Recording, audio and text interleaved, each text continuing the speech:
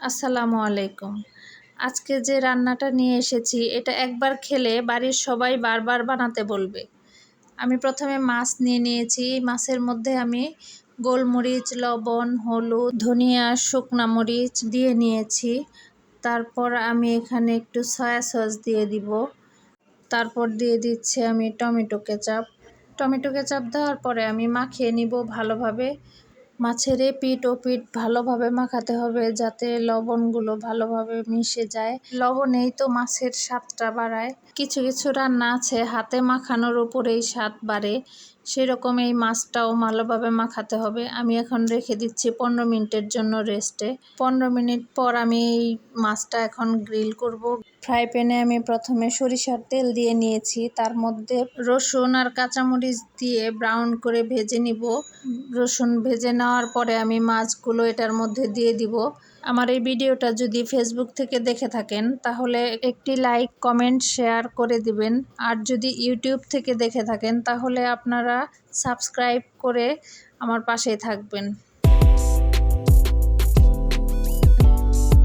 এক সাইড ভালোভাবে হয়ে গেলে এখন আমি উল্টিয়ে নিব। উল্টাতে হবে আস্তে আস্তে যাতে করে ওই উল্টা সাইডটা উঠে না আসে। আস্তে আস্তে উল্টিয়ে তারপর আমি এটার সাইড দিয়েই এই তেলের মধ্যেই একটু আলুটা ভেজে নিব। এই আলুটাও অনেক টেস্ট হয়।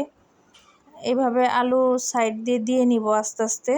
দিয়ে মাছের যে মিশ্রণটা ছিল ওই মিশ্রণটা আবার আমি মাছের উপর দিয়ে দিয়ে দিব।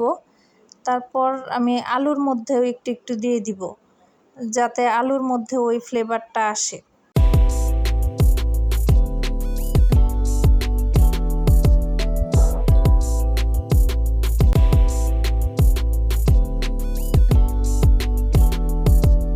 ভালোভাবে সবগুলো আলুতে ভরিয়ে নিতে হবে যাতে করে আলুটা আস্তে আস্তে নরম হয়ে সিদ্ধ হবে আর মশলাগুলো আলুর ভিতরে ভিতরে ঢুকবে।